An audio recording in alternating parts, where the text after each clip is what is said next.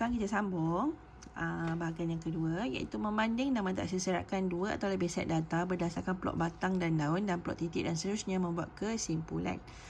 Okey, so kita tengok apa itu yang dimaksudkan dengan plot batang dan daun. Okey, plot batang dan daun merupakan satu cara untuk menunjukkan taburan suatu set data. Pada plot batang dan daun, kita dapat melihat sama ada data adalah cenderung kepada satu nilai atau nilai manakah paling kerap muncul atau data manakah yang paling kurang muncul. Okey.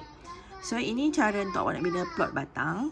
Okey. Dia kata raja di bawah menunjukkan markah yang diperoleh sekumpulan 36 orang murid dalam suatu ujian prinsip perakaunan. Okey, ini markah dia. Jika data ini tidak disusun dalam bentuk jadual, maka kita tidak dapat melihat serakannya dengan serta-merta. Kita tetapkan nilai puluh sebagai batang dan nilai sar sebagai daun untuk memplot batang dan daun bagi data yang diberikan. Okey, so ini cara awak nak buat. Okey, dia plot batang dan daun ni maksudnya awak akan buat table.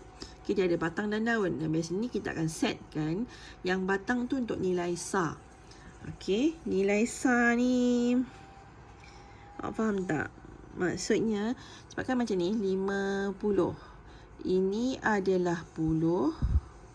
Ini adalah dia punya sar. Okey. So, yang batang tu untuk yang sar.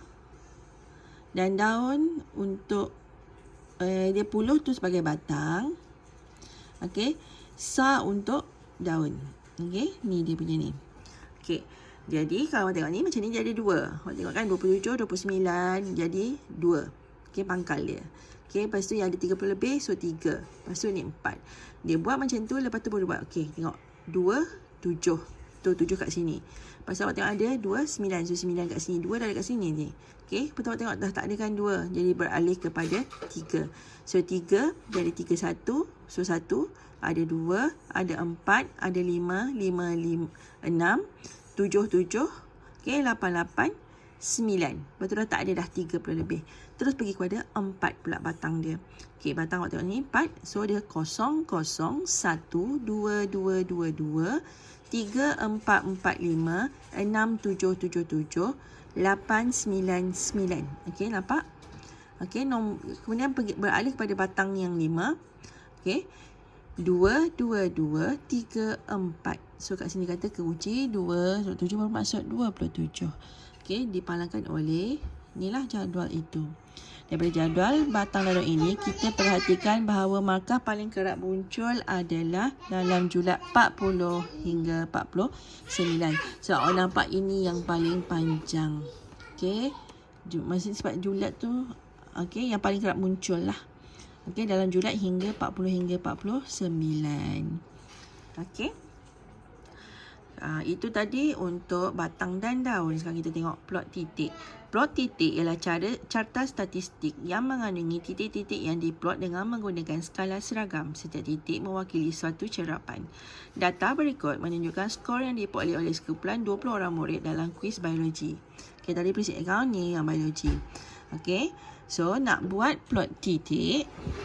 Okey, dia letak saja benda ni. Ikut data ni. Okey, macam ni. Lepas tu dia just titik aja. Kosong ada berapa? Ada, nampak 2. So, dia titik 2. Okey. Nombor 1. Ada berapa? Ada jumpa sekali je. So, dia titik sekali.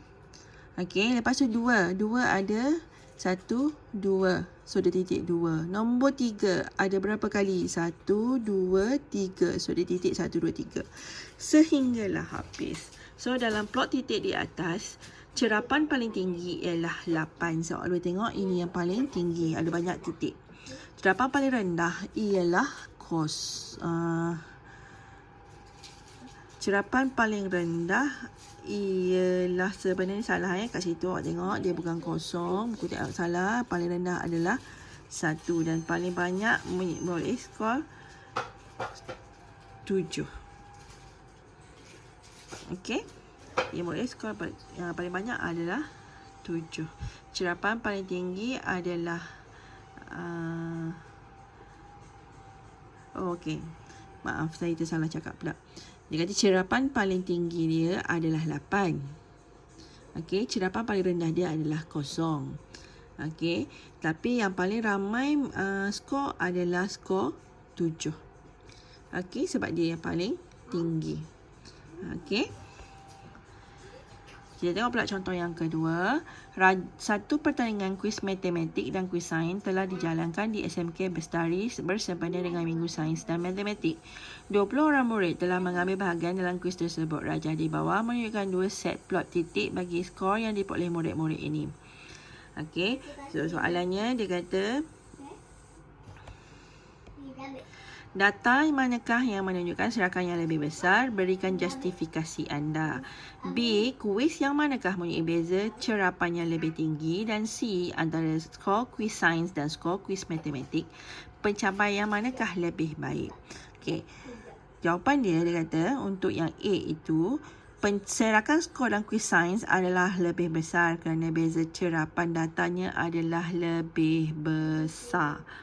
Okey, lebih besar tu maksudnya kalau awak tengok yang ini daripada 8 hingga 15, yang ini 9 ke 15. Dia lebih satu je. Walaupun dia lebih satu tapi maksudnya dia lebih besar. So, serakan skor dalam kuis sains adalah lebih besar. Awak tengok kalau dia kata antara 1 hingga 10 dengan 3 hingga 10. So, yang pertama tadi 1 hingga 10 tu adalah serakan yang lebih besar. Okey, B. Dia tanya kuis yang manakah mempunyai beza cerapan yang lebih tinggi? Okey, kuis sains mempunyai cerapan yang lebih tinggi iaitu 7. Okey. Sebab dia ada 1, 2, 3, 4, 5.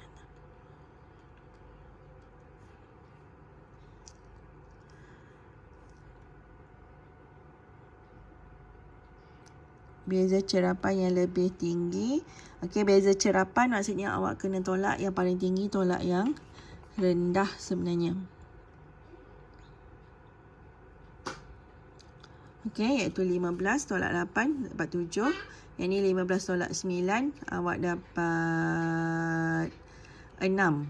So, kuis sains tu yang lebih tinggi. Sebab ingat tadi kan beza cerapan adalah nilai paling besar tolak nilai paling kecil. Dan C, antara skor kuis sains dan skor kuis matematik, pencapaian manakah lebih baik? Okey, skor kuis matematik lebih baik kerana kebanyakan cerapan tertumpu pada bahagian kanan plot titik. Okey, sebab maksudnya ni markah dia lebih tinggi. So, dia lebih baguslah. Okey. Sebab ini adalah berdasarkan markah peperiksaan, markah kuis. So, pastilah yang terbaik adalah apabila dia mempunyai markah yang tinggi. Jadi antara sains dengan matematik, kalau sains awak tengok dia lebih banyak ke kiri, maksudnya markah tu lebih rendah. Sedangkan yang matematik dia lebih banyak ke kanan, maksudnya markahnya lebih tinggi. Okey, so kalau tak ada apa-apa, tolong buat latihan ini. Terima kasih.